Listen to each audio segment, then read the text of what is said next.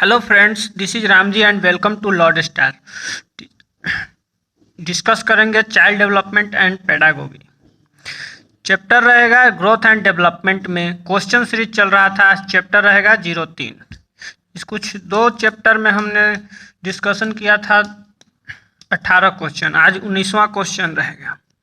19 number question है, बच्चे के विकास के सिरस्थ सिद्धांत यानी सेफलोकॉर्डल प्रिंसिपल के अनुसार निम्न में से सत्य कथन है।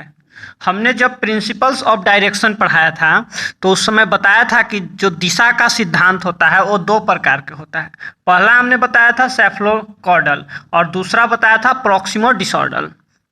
इसमें हमने बताया था सेफलोकॉर्डल में कि बच्चे का विकास जो होता है सिर से पैर की ओर होता है, और उसमें बताया था प्रॉक्सिमल डिसऑर्डर में कि बच्चे का जो विकास होता है सेंटर से पेरिफेरी की ओर होता है, यानी मध्यस्थता से बाहर की ओर।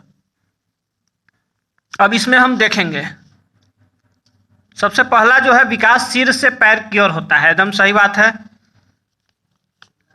दूसरा ऑप्शन था विकास पैर से सिर की ओर होता है, पैर से सिर की ओर नहीं होता है, गलत है।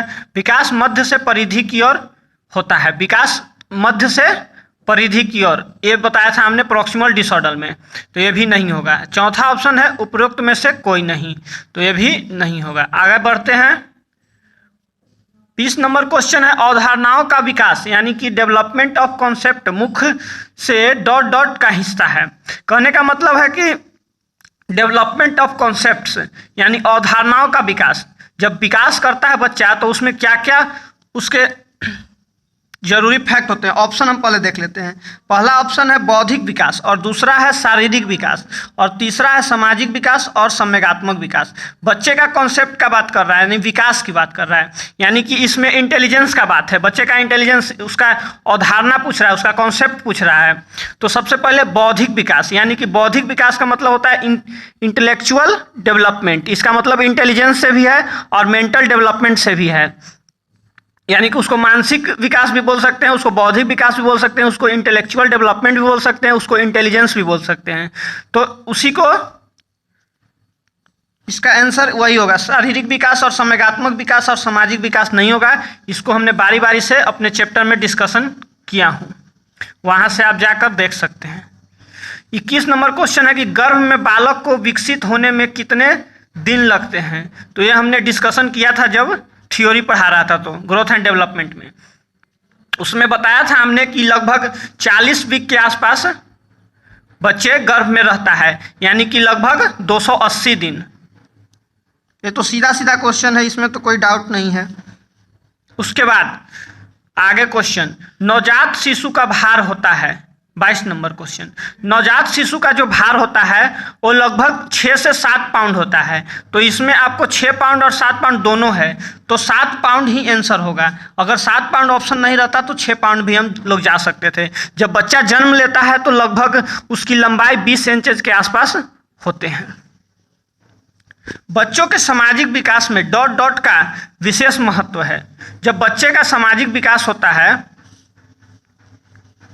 तो किसका विशेष महत्व होता है? ठीक है, इसको बारी बारी से ऑप्शन से देखते हैं। पहला खेल, दूसरा बाल साहित्य, तीसरा दिनचर्या और चौथा संचार माध्यम।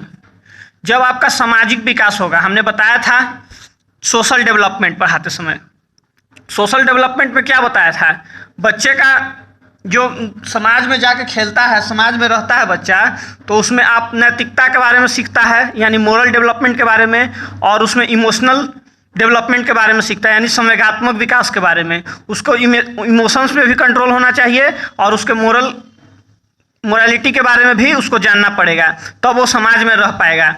यानी कि सबसे जो इम्पोर्टेंट इसमें ऑप्शन दिख रहा है वो खेल दिख रहा है, क्योंकि खेल जब खेलने जाता है बच्चा तो उसके इमोशन पे भी कंट्रोल होना चाहिए और उसके नैतिकता के बारे में भी पता होना चाहिए। यानी खेल के बारे में उसको पता भी होना चाहिए और इमोशन से पर भी उसको कंट्रोल होना चाहिए। इसलिए कंट्रोल होना चाहिए कि अगर जा रहा है खेलने, अगर किसी से झगड़ा कर देता है तो उसको इमोशन पर कोई कंट्रोल नहीं है, तो फिर उसको भगा दिया जाएगा वहाँ से। इसलिए खेल बहुत इंपॉर्टेंट है।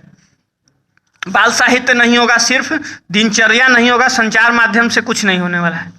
उसके बाद आगे बढ़ते हैं। मानव विकास कुछ विशेष सिद्धांतों पर आधारित है। निम्नलिखित में से कौन सा मानव विकास का सिद्धांत नहीं है? मानव विकास का सिद्धांत नहीं है कह रहा है, ठीक है। इसको हम ऑप्शन देखते हैं पहले। पहला ऑप्शन है अनुक्रमिकता यानी सिक्वेंशियलिटी।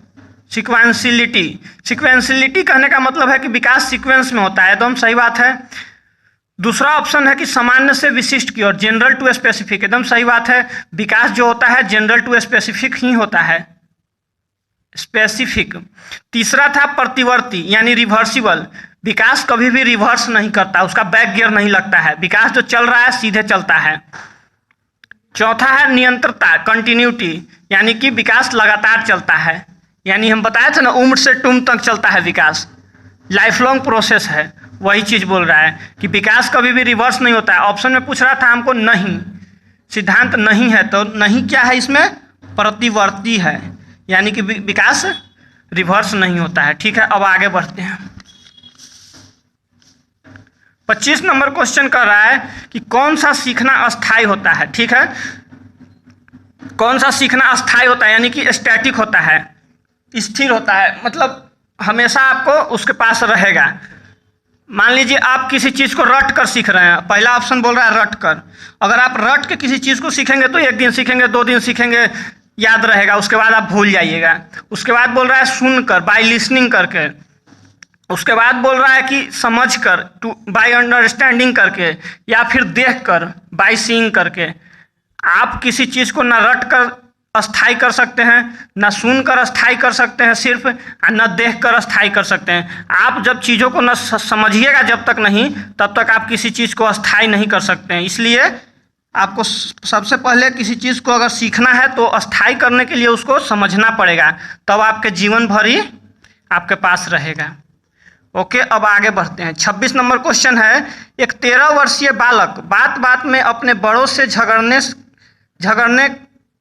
झगड़ा करने लगता है, ओके, और हमेशा स्वयं को सही साबित करने की कोशिश करता है। वह विकास की किस अवस्था में है? ठीक है, पहला ऑप्शन था प्रारंभिक बाल्यावस्था, दूसरा किशोरावस्था, तीसरा युवावस्था और चौथा बाल्यावस्था। आप सबसे पहले समझ लीजिए कि जब हमने स्टेजेस पढ़ाए थे तो उसमें बताए थे कि किशोरावस्था का जो आयु होता है एडोलसेंस को, वो 13 से 19 वर्ष होता है, यानी 13 वर्ष है। यहाँ सबसे पहले 13 वर्ष देखिए और किशोरावस्था मार दीजिए, इसमें कोई डाउट नहीं है। क्वेश्चन सिर्फ बड़ा था लेकिन समझना सिर्फ थोड़ा सा था। आगे बढ़ते हैं। 27 नंबर क्वेश्चन है, बाल विकास की परिभाषा का अध्ययन क्षेत्र है जो, बाल विकास की परिभाषा का अध्ययन क्षेत्र बोल रहा है, ठीक है। अब ऑप्शन देख लेते हैं। मानवीय सामर्थ्यों, ह्यूमन एबिलिटीज में परिवर्तन का परीक्षण करता है, जीवन अवधि के दौरान व्यवहार में व्याख्या ढूंढेगा, उसके बाद है बच्चों की वयस्क तथा वरिष्ठ नागरिकों के साथ तुलना करेगा, या फिर किसी बच्चे के संज्ञानात्मक, सामाजिक तथा दूसरे सामर्थ्यों के क्रमिक विकास के लिए उत्तरदायी होगा। सबसे पहले हम देखेंगे कि मानवीय समर्थ ह्यूमैनिटीज के परिवर्तन का परीक्षण करता है। ह्यूमन एबिलिटीज को परिवर्तन तो नहीं करता है। इसका अध्ययन में बताया गया था कि विकास 3 अवस्था में अध्ययन करता है, संज्ञानात्मक, सामाजिक और तीसरा क्या था? तीसरा था एक शारीरिक विकास। तो इसमें तीनों को अलग अलग हमने बढ़िया से उसको समझाया था। तो इसका ऑप्शन यही कह रहा है कि बाल विकास की परिभाषा का अध्ययन क्षेत्र है, यानी कि अध्ययन क्षेत्र कौन है आपका? 4 नंबर ऑप्शन, किसी बच्चे के संज्ञानात्मक, सामाजिक तथा दूसरे, यानी कि शारीरिक का बात कर रहा है, सामर्थ्यों के क्रमिक विकास के लिए उत्तरदायी होगा। बिल्कुल सही बात है। उसके बाद नेक्स्ट क्वेश्चन, विकास शुरू होता है, विकास आपका शुरू कब होता है? प्री नेटल स्टेज से, यह हमने बताया था थ्योरी में भी। तो प्री नेटल स्टेज किसको कहते हैं? प्रसव पूर्ण अवस्था को, यानी कि प्रसव पूर्ण अवस्था आपका 2 नंबर ऑप्शन में है। सीधा सीधा क्वेश्चन है। निम्नलिखित में से कौन सा आयु समूह परिवर्तित बाल्यावस्था श्रेणी के अंतर्गत आता है? यानी परिवर्तित कहने का मतलब कि लेटर चाइल्डहुड। लेटर चाइल्डहुड का एज हमने बताया था कि 6 से 11 वर्ष होता है, 6 से 12 वर्ष होता है, तो 1 साल आगे पीछे चलता है। इसमें 4था नंबर जो ऑप्शन है उसमें 6 से 11 वर्ष है। धन्यवाद दोस्तों, मिलते हैं नेक्स्ट वीडियो में, तब तक शुक्रिया।